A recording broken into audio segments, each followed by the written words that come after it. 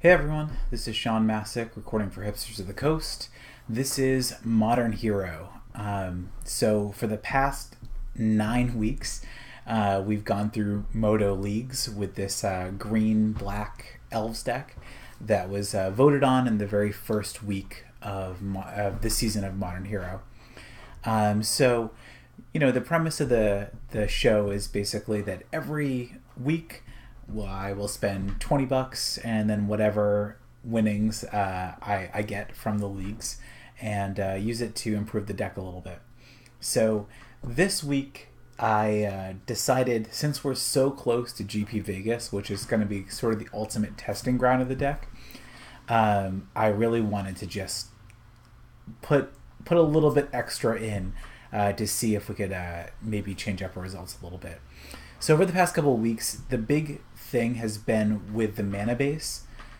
We started off with just green-black, and the thing that I've realized with green-black elves is that your sideboarding options just aren't that great. And having access to white is a pretty big deal. So what I did was I purchased the other Razor Verge thickets that we did. We bought 2 last week, so I bought 2 this week. So we have a total of basically 9 basically main deck white sources for the deck.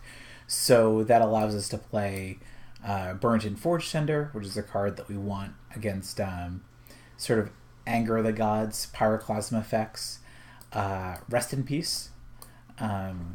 With Rest in Peace, it diverges a little bit from the other sideboard options because it is an enchantment. It's not a creature. So, we're not collected companying into Rest in Peace. We're not courting into Rest in Peace. So a potential other option would be something like Leyline of the Void, also an enchantment though, and Yixlid Jailer, which we actually are going to play. What I've realized is that I'm just constantly running into Dredge just about every week and losing just about every week, as well as some graveyard-based combo decks. So either KCI Eggs or Storm. So I'm just kind of getting sick of losing to these combo decks. Oh, and sorry, maybe the most egregious offender is Living End. We just can't ever beat Living End. Not only does Living End wrath our board, but it also puts a ton of power into play for our opponents. So having access to Rest in Peace does make a difference against them. Against the Yixlid Jailer doesn't do anything in that case, but it does shut off Dredge, so that's real. Also put an Eidolon of Rhetoric, which is something that we want against Storm, against Ad Nauseam, though we still haven't run into that online. It's Quarkling Ironworks. There are plenty of combo decks where we would side in the Eidolon. Also sided in the Kitchen Finks. It's another card we would like against Burn. It's good against Jund, sort of the Abzan mid-rangey matchups. Ideally, I would like to play another Kitchen Finks as well as a Eternal Witness. For those kind of matchups, it gives you a little bit of grind, especially because we took out the Lead the Stampedes. In terms of stuff we took out a Duress, one of the Scavenging Oozes, the Stain the Mine, an Essence Warden, and 2 Lead the Stampede. Lead the Stampede is the card I like the most of all those, but honestly, we just weren't siding them in that often.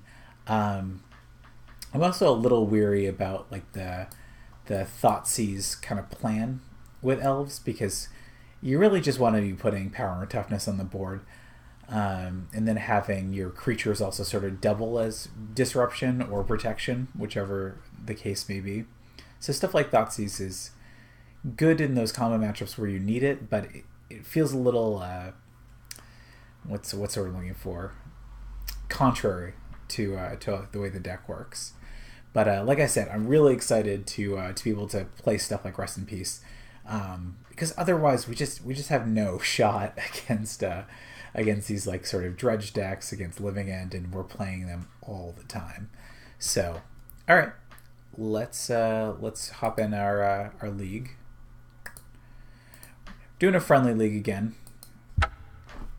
I think maybe I'll switch back next week for the sort of the last Moto League before Vegas. Sounds fine. But given that our record is pretty abysmal in the competitive leagues, I really wanted to play sort of some actual games and make myself feel better about this whole process.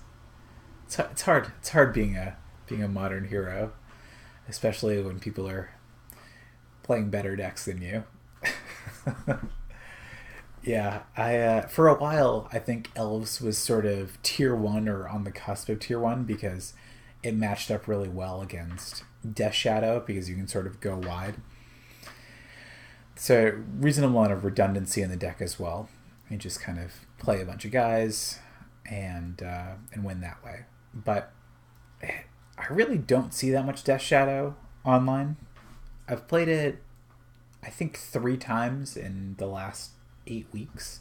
So that's a thing. Taking a while for us to find an opponent. I think I might end up just pausing it until we do. That seems fine. Let's do that. Cool, and we're back. This is just round 1, and we won the die roll, so yeah, let's play first. Cool. This hand is great. We lead with Heritage Druid. If it survives, we play Dwynen's Elite. We make 3 Elves. We play an Elvish Archdruid on turn 2. That sounds great.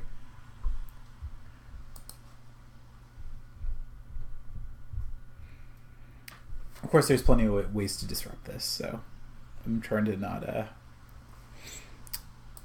going to bank on this too hard. Our opponent's Andre 8796. So Birds of Paradise is their avatar. It's a good avatar. It's no, greatest thief in the multiverse, but it's fine. Definitely makes a big difference. Last week I was able to have a friend come over and record, and that made a really big difference in terms of dead air. Okay. So that did not work out. But it's fine. We're going to play an Elvish Visionary here. Dwynen's Elite, just as a Grizzly Bear, just feels really bad.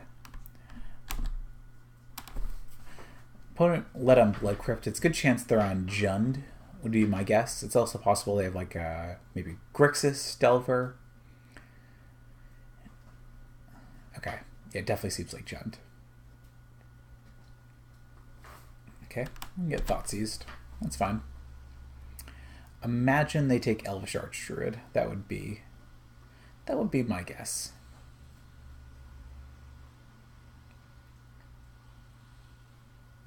Or Shaman. Okay.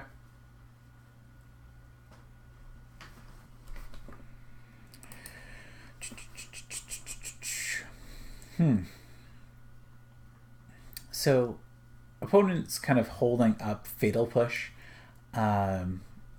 So I think the best play would be to play Llanowar Elves and play Dwynen's Elite. So that way they can't mess up our Dwynen's Elite making an additional creature. We're still getting in for some damage.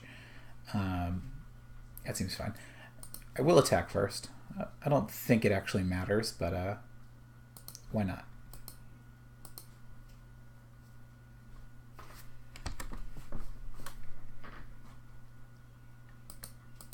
And I'm going to bolt myself, essentially, to have this Overrun Tomb come into play untapped.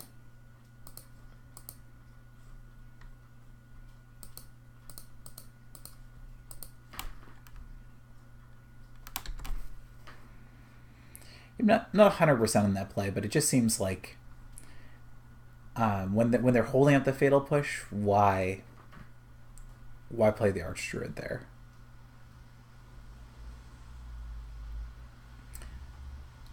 We're sort of going wide. Opponent plays something like a Tarmogoyf here, we can always just jam the Elvish Archdruid. Or if they play Liliana, we're pretty well set up to deal with that. So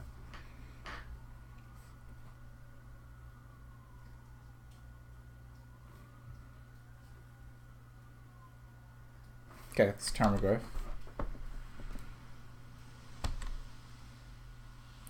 Opponent's still representing the Fatal Push. Okay.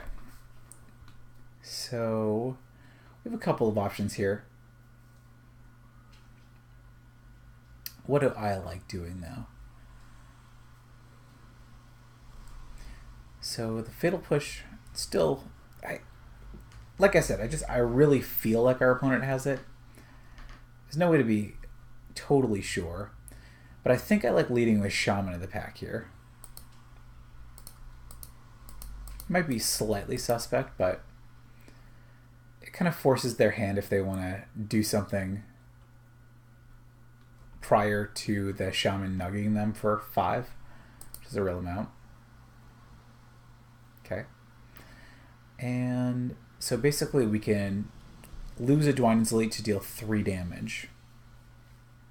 I'm not sure how I feel about that. I think I'm okay not doing that. Okay.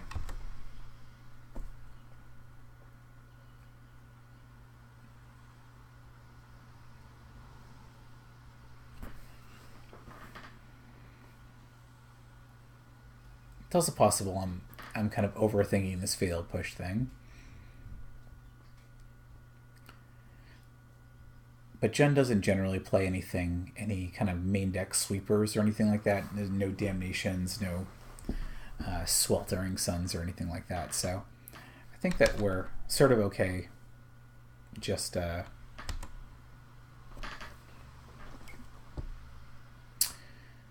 okay. I think I like playing the Archdruid here. Or do we really just not care at all? If we really don't think they have a main deck sweeper, we can just keep kind of developing our board and see what happens. As we stand, I imagine that the Goyf blocks Shaman. They take 2, 3, 4, 5, going to 3. I mean, we do present lethal if we play the Archdruid.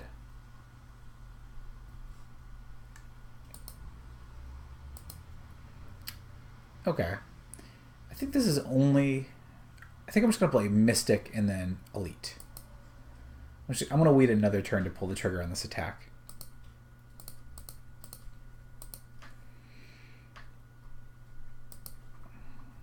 It's possible I should have not played the Mystic because it's possible the opponent has a K command and they're going to like shoot our Shaman and make us discard. Okay, or not.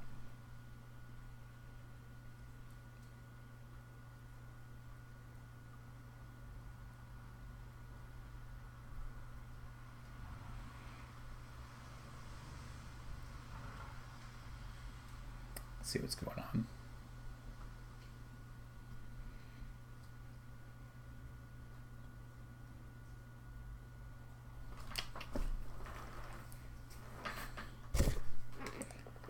Okay. We're pulsing our Dwynen's Elite. That's fine. It's also going to 7 here.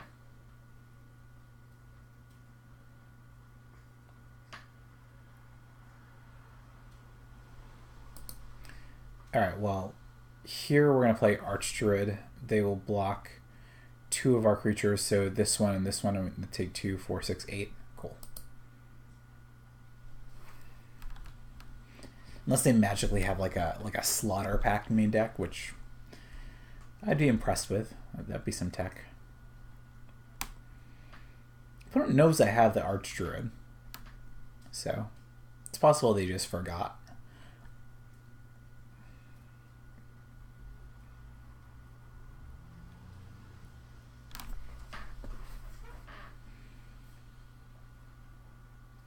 Okay, or they remembered. Okay, cool. So what do we like doing here? Okay, so Fracturing Gust does nothing, so we're not going to set that in. Kitchen Finks is a card I think we want. Scavenging Oozes I think we want. Ixalan Jailer doesn't do anything. Eidolon of Rhetoric, I don't think really does that much. Rest in Peace, they're fine against Goyf. Burnt and Forged Tender is reasonable because it's good against bolts and, presuming they have some sort of Anger of the Gods effect. So I think we want it. Fatal Pushes are interesting, as are Thoughtseize is. When I was playing with Nick yesterday, he sort of advocated, last week, sort of advocated for the Fatal Pushes coming in because it kills Bob, kills Goyf, kills Ooze. It's nice to have a little bit of disruption against a deck that has a ton of disruption against us. So definitely going to side out this Rex Sage because it just doesn't do that much. When setting in stuff like Burnt and Forged Tender now, I don't know how many of these chords I can actually cut. I think it's fine to cut a Shaman. Maybe a Visionary. Maybe 2 Visionaries is fine. I don't hate this. Let's try it. I'm not sure about the Rest in Pieces coming in. It seems fine to me.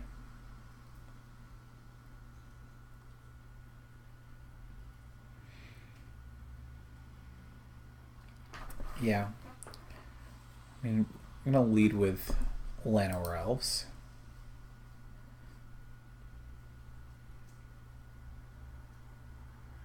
Opponent mulliganed already.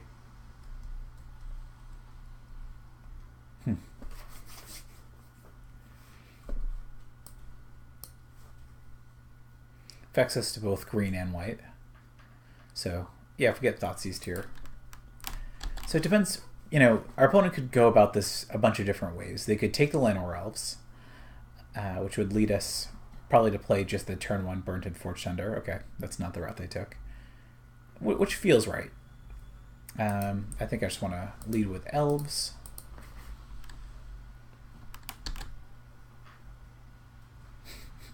I like the redundant protection from red. Protection from red? Protection from red. Okay. Inquisition, which cannot take our Collected Company, which we thankfully drew after the Thoughtseize.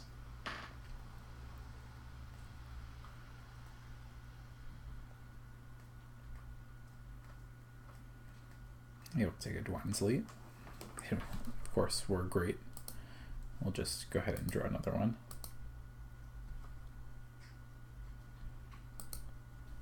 Yep. I want to lead with this Burnt and Forged Tender.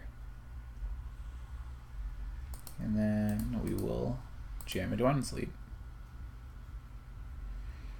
A little bit of the Forged Tender there. I can't imagine that they were going to bolt the Llanowar Elves first, but I wanted to have the option of sacrificing it if need be. So if we draw a land, we get to Collected Company next turn, which is awesome. Collected Company is just awesome.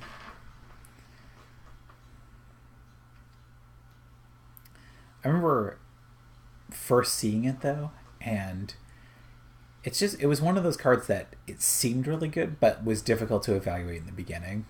It's just a lot of cards like that.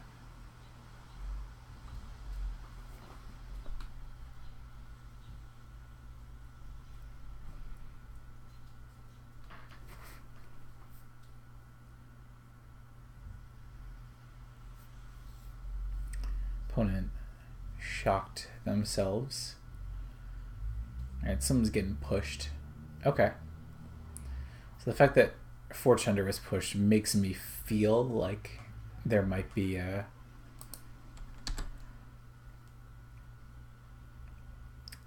kind of Anger of the Gods sort of thing. Alright. Yeah, I think we're just going to jam the company now, because if it means our attacks are better, then we should do that.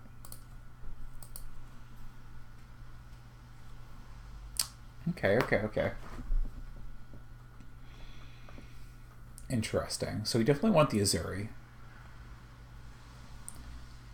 And I think we want the Heritage Druid. Yeah, and that's going on the bottom of any order. Okay, so how do we want to do this?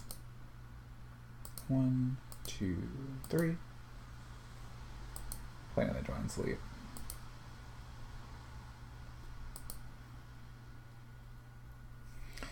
And I could get in just for 2, but I think I would rather hold up the 3 elves so I can potentially regenerate. It seems like the play.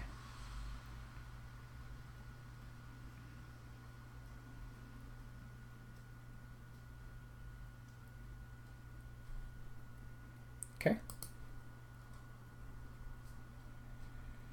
I will second Elf Warrior. That sounds right.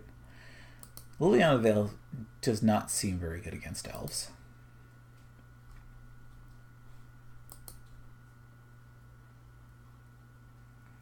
Is their opponent just dead? It might just be dead. I'm pretty close to dead. I'm not gonna do the math. Let's just do this.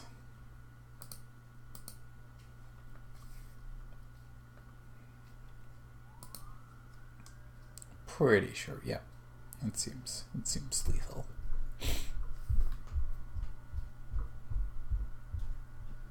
Cool. Our opponent did mulligan that second game, but I felt like I played a little bit better than I have against Jund in the past.